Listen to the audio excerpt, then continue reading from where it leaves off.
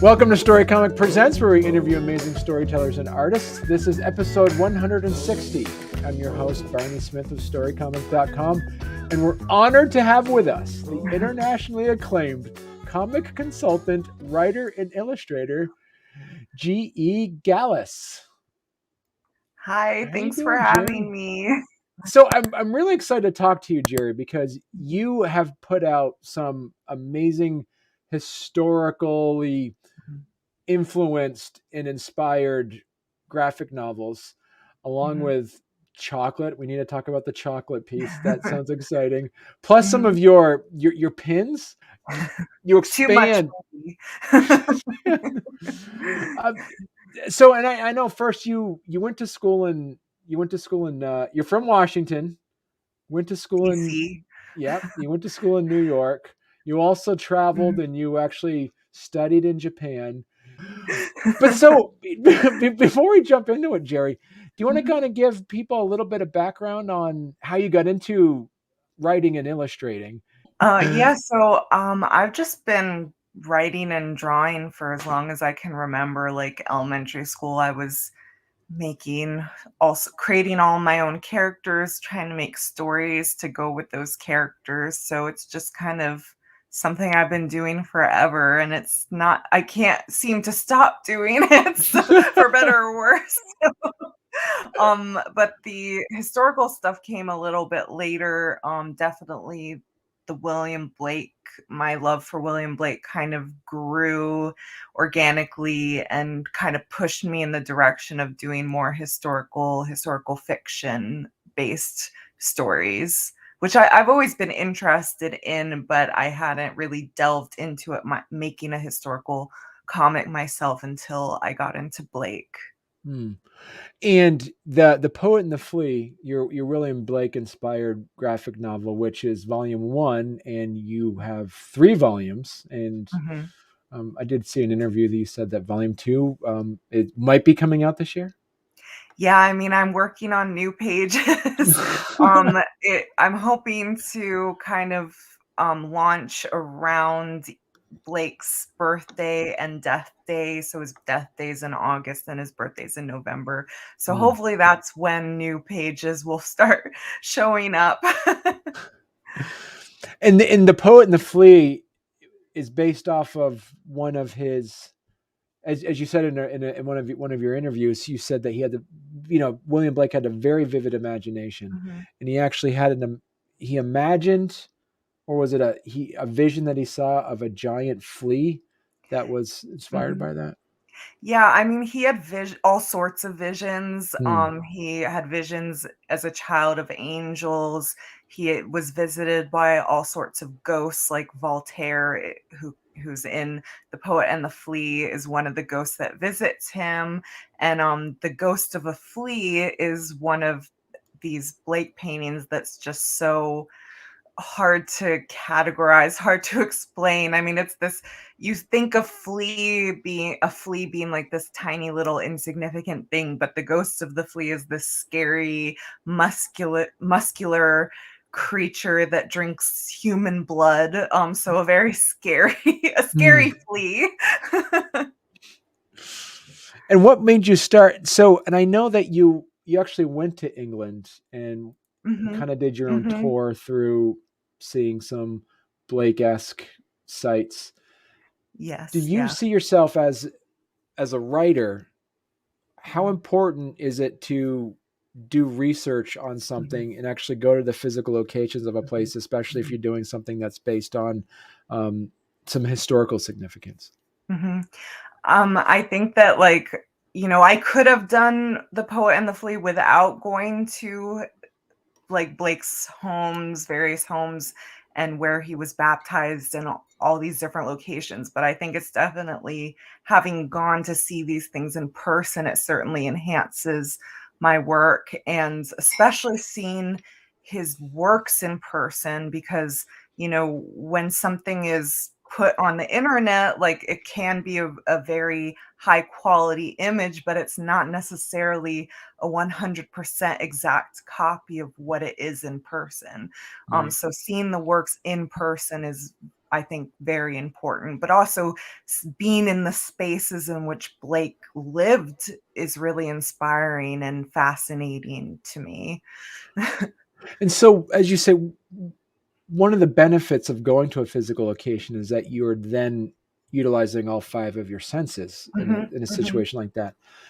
Do you see any challenges of when you're actually sitting down and writing something as a graphic novel? Because then you are, at least through prose, you can use descriptive words. You can use, but as mhm, using a graphic novel, the challenge and the benefit is you're providing the visual of it.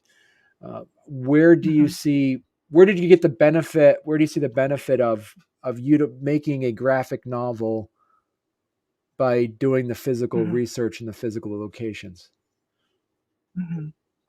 Well, doing the physical research certainly has filled in, like, certain gaps in my knowledge, Mm. because, I mean, there is a certain you can never find, like, 100% of what you want to draw, so Right. you kind of have to make educated guesses.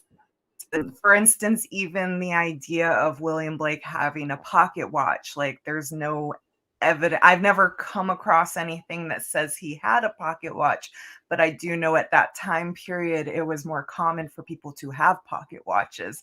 So I just made the educated guess that, yeah, maybe he had a pocket watch, maybe not, but I'll just throw it in anyway.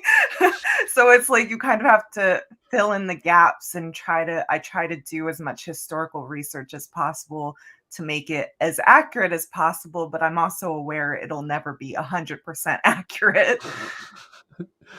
And so, where do you? So that's another good point. Is like, we taking on the role of doing your William Blake, and then plus doing the Plague and Doctor Kane Mhm, graphic novel. How much of those works are have an educational purpose to it, and how much of that mhm. are pure just story driven? For me, I'm a very story-driven writer, I suppose. You could say I'm very much into storytelling and making multi-dimensional characters and having empathetic characters. And like for me, if a character can be horrible, but they have to have some kind of redeeming quality so that the reader, the audience cares about them. So I'm always kind of aware of those aspects, and it's kind of and I am making it for people to kind of spark people's curiosity in whatever the subject is, whether it's Blake or plague doctors.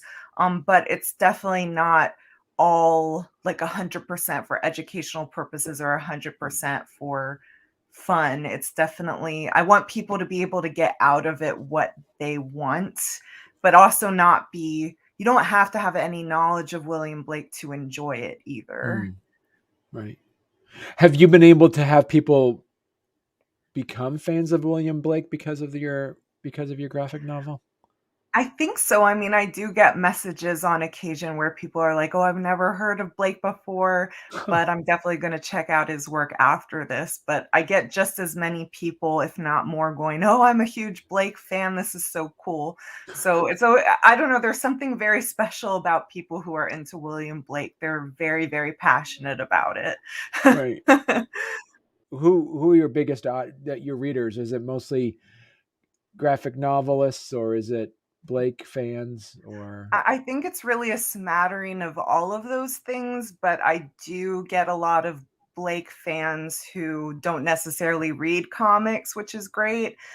Because I think comics and Blake go like hand in hand together since Blake did illustrate most of his poems, so he was really kind of a precursor to a comic book or a graphic novel.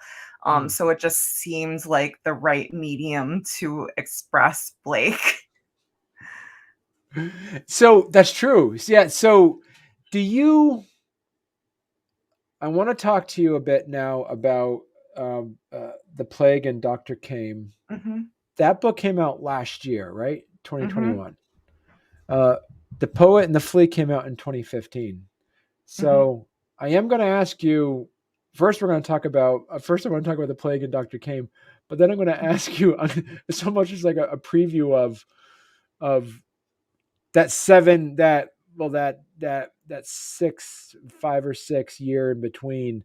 Mm-hmm. uh I'm curious about when volume 2, because I'm sure you have your Poet and the Flea fans that are waiting for volume 2 to come out. Mm-hmm. Mm-hmm. So, but first let's talk about the Plague and Dr. Kame. What inspired you to make this graphic novel? Well, I'm not exactly sure. I don't exactly remember where I first saw a plague doctor, like the mask, the beak mask, and the whole costume. But it's kind of an image that kind of just pops out everywhere on the internet. And there's a lot of Plague Doctor fan art. There are characters in various comic books that tend to be more on the supernatural side. And there are people with Plague Doctor tattoos. There are people who cosplay as Plague Doctors. So I really got interested in Plague Doctors because I wanted to kind of strip it back, strip away the supernatural element and Mm. get at the history of the Plague Doctor, which I don't think really had been done, at least the way that I've done it, and kind of get to the reality of the Plague Doctor's daily life. How long does it take you to write and illustrate 100-page graphic novel? I'm not a particularly fast writer illustrator, but and it's hard to say because I developed these things over long periods of time. Like I think I really started developing the Plague and Doctor came back in 2016, and it didn't take me too long to write it. And because I was working this time for a publisher, um I had to kind of be on a schedule to get it done.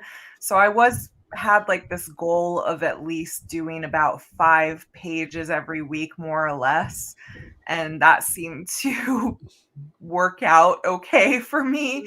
I mean, it's each page has many, many steps to it, from like Right. penciling, inking, scanning it, coloring it, putting the words on it. So there are a million different steps to one page. So it's kind of difficult to kind of say, oh, I spend this many hours on one page, but it's many hours. so so let me ask you. So I'm curious about this part. As a writer and illustrator, Hmm. you have the benefit of illustrating your own writing, Hmm. but also as other writers and illustrators, the disadvantage of finding the right time to bring the editor in. When do you bring an editor in, a proofreader in, uh, for your Hmm. books? Um, it's interesting because I would say that when I write, I'm very specific with my words, and I kind of take the time to kind of perfect each sentence as I go along, which I think is kind of unusual. I think a lot of people just kind of get all the words out and then edit it severely. Hmm. So I really only had, like, I usually have my mom, who's my best editor, take a look at it. And other than that, like, I sent it to my publisher, Lizzie K of Cast Iron Books, and she didn't change anything, which I Wow. was really surprised and delighted about. So I think that because I kind of edit it so heavily while I write each sentence, it doesn't really get heavily edited at the end. Okay. And so talk to us a bit about your style of your process Mhm, of creating the image. mhm, Remember you said in a previous interview you drew it out, mhm, then scanned it in, and then with mhm. Photoshop you put in some color. Is that what you did? Yeah, so for the Plague and Doctor came, I mean, there's so many steps to my whole process. After I write the script, Hmm. I usually do thumbnail sketches. So I plan out every page. Like Dr. Came is a Okay. more simple thing for me because I knew that I wanted 4 panels on each page. When you look at Poet and the Flea, it has, not a uniform page format. So Right. I knew from the beginning I was going to have 4 panels on each page of Dr. Kame. So then it was kind of just taking I look at my thumbnail sketches, I figure out how they all fit in each panel, and I'm really conscious about negative space as much as positive space. And also making sure there's enough room for the words. That's always important. And so I basically um, do the pencil, and then I ink everything, and then I scan that into the computer, and I go into Photoshop and I color it in. And for Dr. Kame, I had these watercolor textures that I scanned in and used. And then I go into InDesign and add all the words and format it all to be printed and send that to my publisher. So needless to say, you utilize a lot of multimedia situations then with them, digital, and how much has your style evolved over the last few years? Have you been able to take some things that you used to do digitally, then actually made them more analog, or vice versa? Have you taken things that were analog that you've decided to do digitally now? Well, it really just depends on what the feel and look that I'm going for, because I think each project I work on has a very different tone, even though it's my same illustration style. So with The Poet and the Flea, I do everything by hand other than scanning it. I write all the words by hands. When Dr. Kame, it's like a digital font. Right. With The Poet and the Flea, I ink it, and then I'm shading it all in grayscale marker.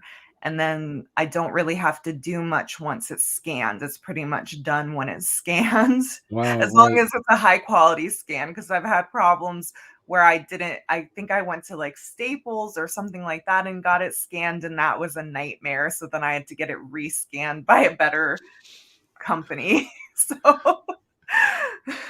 And you brought it up, is, for instance, how was it easier for you to, as you said, with the plague and Dr. Kame, that you knew you're going to have the 4 panels on each page? Mhm. Did that make it easier from a graphic design perspective, or harder for you as compared to the Poet and the Flea? I think it was easier because I didn't have to figure out the pacing. Like, the thing with me and panels, and especially in The Poet and the Flea, is that the panels kind of dictate how the human eye travels across the page and therefore dictates the pacing of the story. So Dr. Kame having just 4 panels on every page was super easy for me. Talk to us a bit about, as well, from a graphic design and perspective, is how deliberate are you? And I know you mentioned in a previous interview that you're able to do the ink dropper to kind Mhm, of get the color of the paper down. mhm. And what are some of the other inspirations you got for your palette for the Plague and Dr. Kame? Yeah, with Dr. Kame, it was kind of fun departure from The Poet and the Flea, which I chose to do in black and white, to do a full color graphic novel. Mm, And I basically started out with the idea that I wanted it to be kind of on this the back all the background was to look like parchment paper, like old paper. And so right. that kind of dictated the rest of the colors, like what colors are going to go well on this one color. And also it was like a thought process for me to figure out, like, am I going to make the background color myself, or am I going to choose a certain type of paper that'll so it ended up being that I made my own watercolor texture to create that parchment feel. But yeah, as you were saying, I took like so I was very inspired by illuminated manuscripts throughout the ages. They're all these really cool.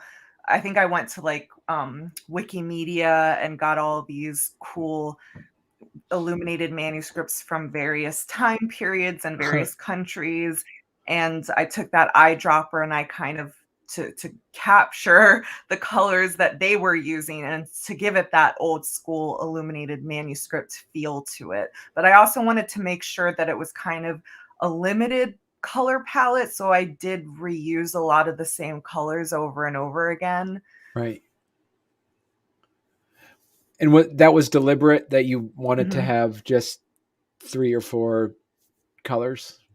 Yeah, I mean, I think I had more than 3 or 4, but I also didn't wanna have, like, 100 different colors, so And was that kind of an inspiration through, as you mentioned, like illuminated manuscripts, is like that style of illustration?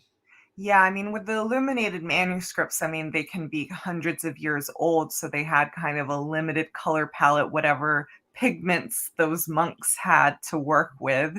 And so there are a lot of like kind of bold colors and very specific colors. And so I didn't want anything to seem out of place in that color palette. Right. I want to talk now about your open book chocolates. Mhm. Where how long have you had your chocolate business? I think I started it in 2017. Really? Okay. Mhm. So this was in between both graphic novels, basically. Yeah, basically, yes. So when you so you have people waiting for volume 2 of The Poet and the Flea, and then they see you start making chocolate. Did you scare any of your fans or your readers? Like, is she not going to make volume 2? All of a sudden, she's selling No chocolate. one has said anything, so I don't know exactly, but, the thing is that for a long time now, I've had the scripts for volume 2 and volume 3 of The Poet and the Flea have been done for a long time now, and so it's Hmm, really just been and, as well as all the thumbnail sketches are done for volumes 2 and 3. So now right. it's just a matter of me sitting down and drawing the damn pages. So, I hope well, and then, my publisher really wanted me to do Dr. Kame, so I kind of had to put Poet and the Flea on the back burner again. Okay. But now I'm finally getting back to volume 2, so I hope fans are excited for volume 2. Right. So, talk to us about the inspiration. Was that just you sitting on a porch someday and one day and decided I'm going to start making chocolate based off and having the flavors based off of famous works of literature? Yeah, well, I guess it's kind of been a process for me. I kind of got interested in doing kind of desserts or something sweet. Like I worked for a while part-time at Nothing Bundt Cakes, which is a chain, a franchise where they make bundt cakes. And so it was kind of like me trying to figure out, well, how can I do something on my own, and something that like I wanted to make a small business and I wanted it to be something that would never go out of style because like chocolate just doesn't go out of style, right? Right. And but I'd never seen a chocolate business that had a theme before. Like I've seen like a lot of chocolate businesses are like fair trade, which is great, or handmade, organic, all of this kind of stuff, vegan, which is all great. But I Right. wanted to have like a real theme to it. And I just love classic literature. And I thought it would be really fun to come up with flavors based on those books. And it's These worked are so far. has this so how I'm curious. I mean, obviously we can see the link between the literature, your work and the chocolates because your chocolates are made out Mhm. of as you say, made out of famous works of literature. How much does this take up your time from writing and illustrating? Well, it's interesting because, and I'm kind of have to remind myself every year that there is kind of a lull with the chocolate. I would say my busiest time of year for chocolate is September through December. Well, actually Okay. September through February because of Valentine's Day. And then there's kind of this lull during the hot months because no one wants to eat or buy chocolate, like they're afraid it's gonna melt. So I just have this like chunk of time where I'm like, what my business? But it's like, okay, I have to remember this happens every year, and that's when I can go back to working on my comic Oh, wow. books. So what is your what's your what's which ones are you like? Do you have a surprising bestseller selling chocolate? Well, Pride and Prejudice is definitely a bestseller just because people are obsessed with that book. Like, I get people going, "I've read it 100 times." I'm like, "Oh my god, calm down." But, that's a big seller. Sherlock Holmes is definitely a big seller, which is surprising because a lot of people have, like, something against white chocolate. I happen to be a white chocolate fan. Right. So it's always shocking when I'm like, "Wait, I'm running out of Sherlock Holmes. What's going on?" And then even definitely Call of Cthulhu has been very popular too, which has been great because it's kind of a weird flavor to have nori seaweed and ginger spice and candied ginger and dark chocolate, but it Right. just people love Cthulhu. People love Cthulhu means weird, I think. So, people associate weirdness with Cthulhu, so it was okay to have a kind of weird, unexpected flavor with that. Right. I've been trying to keep my flavors, like, relatively low, the amount of Mm. flavors that I have, and I keep thinking, "Oh, well, this flavor doesn't sell as well, so maybe I should retire it." But then all of a sudden, I'll get an influx of people who want that flavor. So it's like I've been trying to kinda limit it to, like, maybe 1 new flavor every year, but then it's like, "Well, which one am I gonna retire? I don't know." And then you have to kind of have your own little. Have you retired any flavors yet?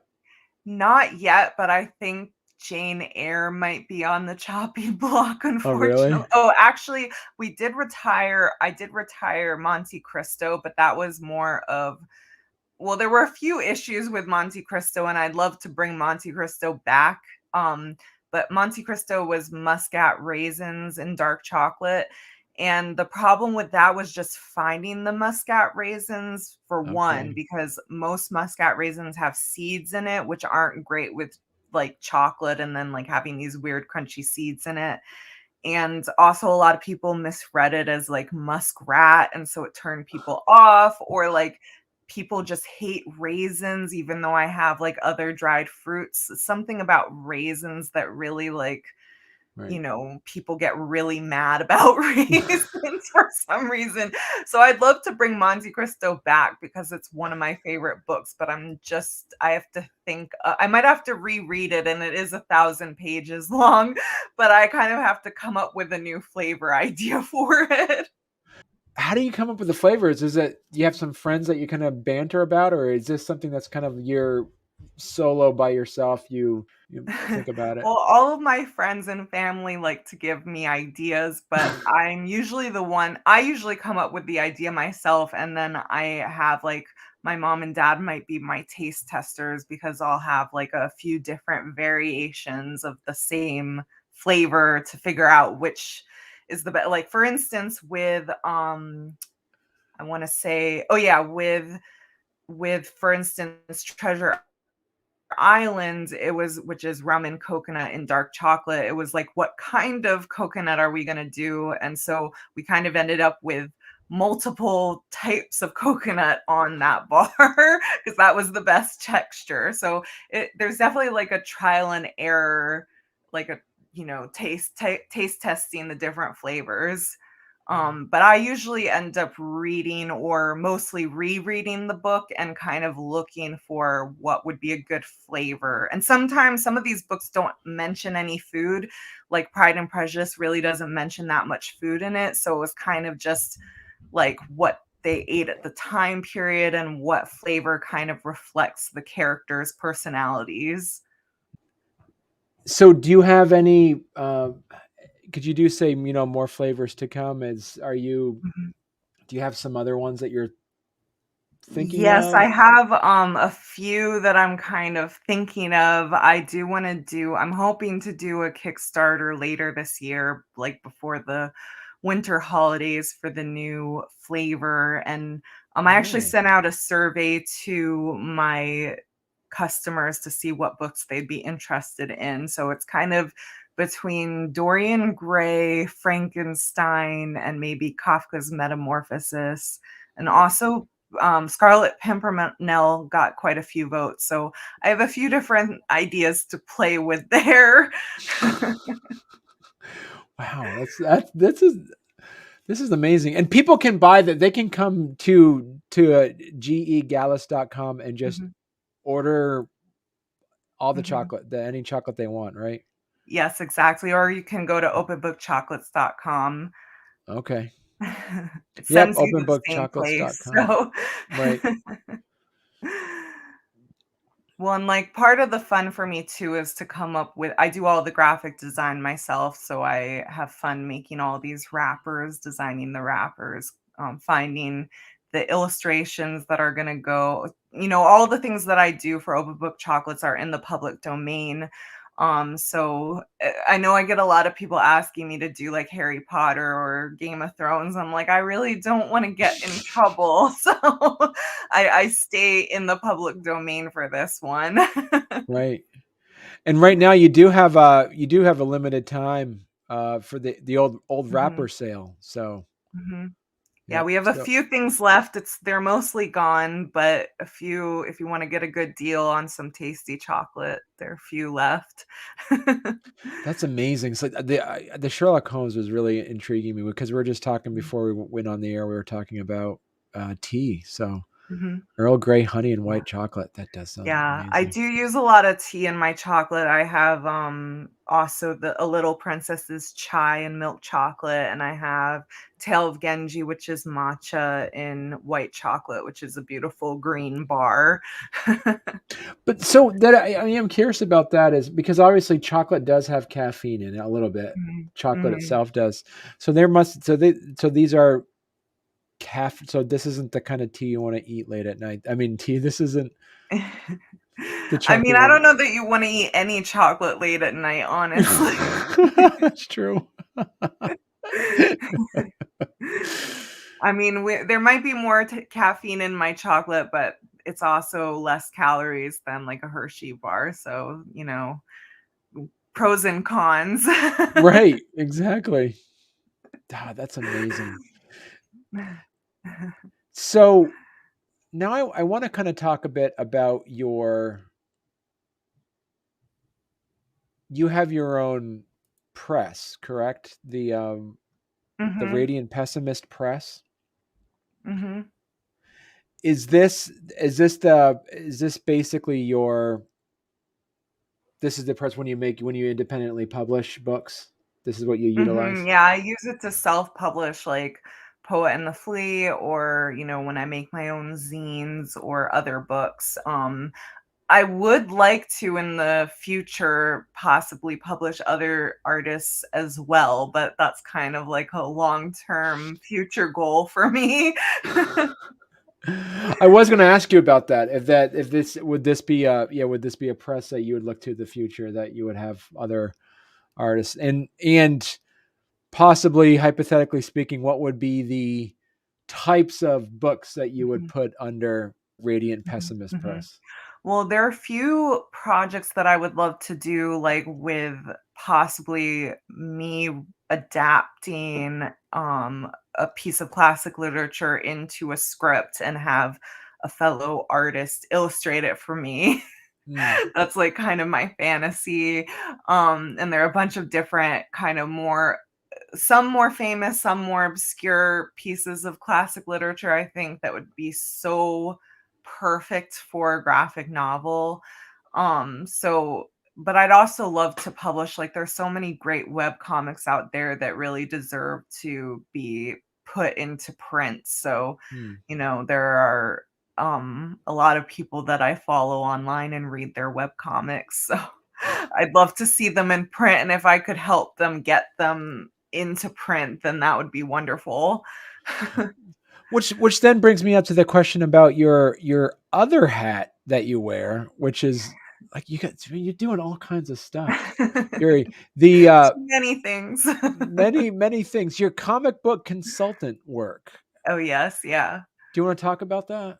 Yeah, it's just, throughout the years, I've gotten so many people asking me for advice. So I just thought this is a more recent thing I started because, I get people asking me all sorts of questions about how do I write a comic? How do I publish a comic? How do I, submit to literary agents or to publishers?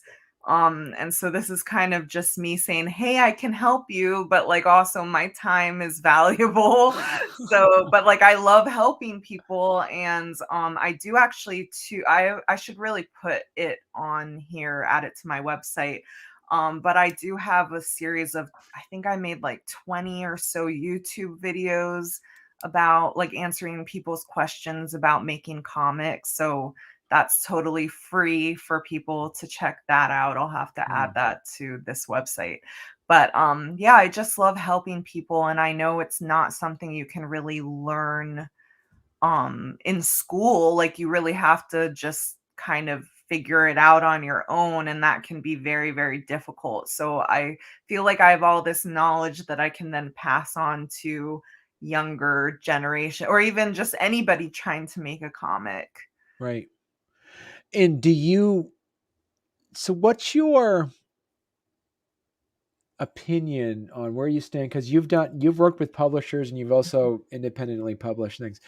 Mhm. What would be your advice for folks that are watching or listening who are working on their own comic? Mhm. And they say, should I look for a literary agent on this, or Mhm. should I just self-publish? What would be, at first blush, what would be your advice on something like that? It really depends on what you want, what you're making, like what Mm, genre, what age group. Like I've had absolutely no luck finding a literary agent for my own work. And that's because right now, literary agents and very big traditional publishers are really only interested in young adult and middle grade graphic novels. So if that's what you're working on, then I would say look for find a lit agent, query lit agents.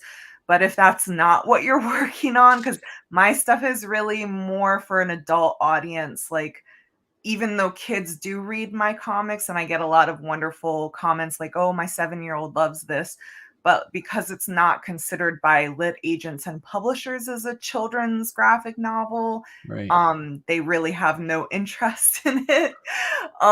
As well as just the fact that, like, for some reason, lit agents and publishers, traditional publishers, tend to think of adult graphic novels as either memoirs or, they really aren't interested in anything other than memoirs in the adult section of graphic novels, and that's also not what I do. So yeah, I would say like if you're not in the young adult middle grade area of graphic novel making, then probably skip the lit agents and look for like smaller publishers. Like definitely my publisher, Cast Iron Books, is just like one person, and she does Kickstarter to publish all of her books. And like if you can't find a small publisher, then consider doing a web comic or doing your self-publishing, and that could be like setting up a Kickstarter for people to pre-order your book. So there are very many different ways to go about doing it. It's just like the limitation of what lit agents and publishers are looking for these days, Mm. unfortunately.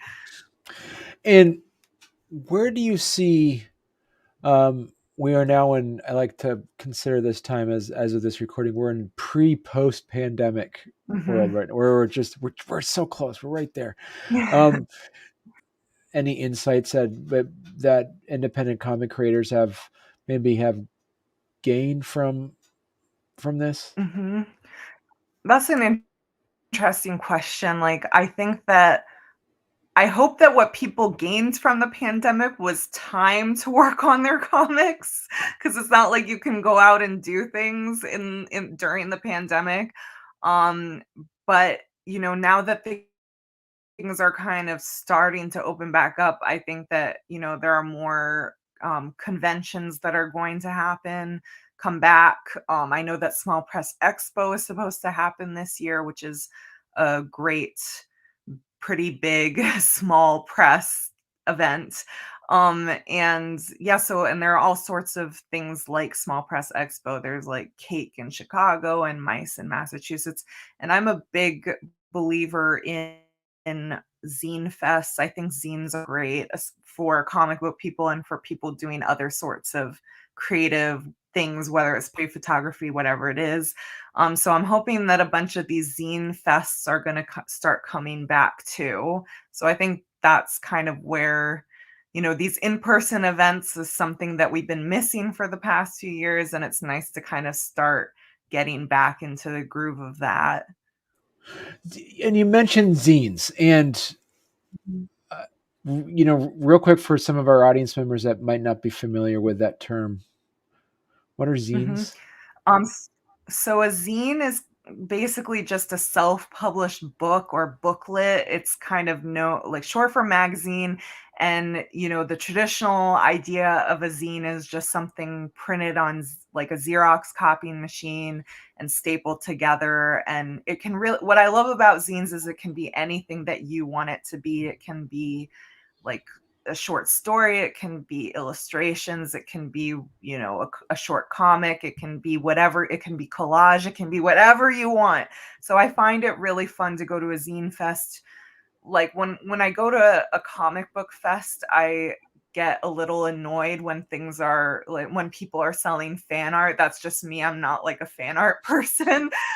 So I love going to zine fest because people are making like original things, whatever that is. So Right. I think zine fest is a great place to find those original pieces of art. So, and I'm curious about this. Is it almost seems like there seems to be a resurgence of zines. Zines Mhm. were huge in the '90s, and now they Mhm. just seem to be a resurgence to it. Do you see the resurgence is based off of the audience and the readers not wanting to have everything all digital, or do you Mhm. see it as a response to the advent of Kickstarter, making it so Mhm. much more accessible for people to start self-publishing? I think it's a little bit of both. I think that, like, humans like making physical things. And so a zine is a great, inexpensive way to make a physical thing and then sell that thing for not a lot of money. So, like, I Right. would say, like, an expensive zine would be $5. So, it's fun to like go into a zine fest and like, just like take a bunch of dollar bills and, get all of this stuff you would never be able to find online. So Right. it's also kind of fulfilling. I think a lot of people miss going into a bookstore or going into a record store and like discovering something. So that's kind of what a zine fest is. ta- you know, it's similar in that you can find something you would never find online. Right. Mhm. So if people want to learn more about you, what's the best way for people to follow you? I'm most active on Twitter, which is just at GE Gallas, with no periods or anything. It's one word. And all my stuff is at www.gegallas.com. So everything is I have all my links there. Yeah, you also got the link tree going Yes, on I have too. Linktree too. I think that's just linktree.com/GEGallas probably. So if people want to learn, if people want to buy your chocolate, if people Mhm, want to learn more about your comic book consulting work, mhm, if people want to read more of your work, that would, so you say gegallas.com would be the perfect mhm. spot for that. That's like the home page, the main hub of all my stuff. That's right. Good. Well, this has been fantastic. I'm so happy that we're able to connect, Jerry. It's been Yes.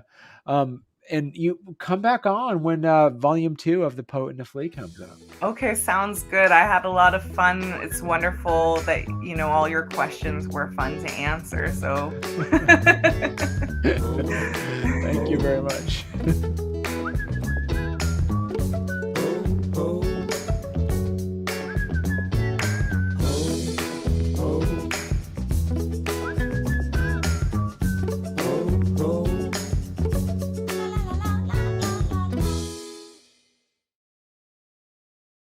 think we're good. So Yeah. Okay. how is this color? Is this? I was trying to find a. I was trying to find a GE Gallas ish color. I didn't know if it was more of a teal The or teal, the blue, that's cool with me. Go cool. wrong with teal. You can't go wrong with teal. Yeah, I know. Kind of matches my bookcase a little. A little bit. See?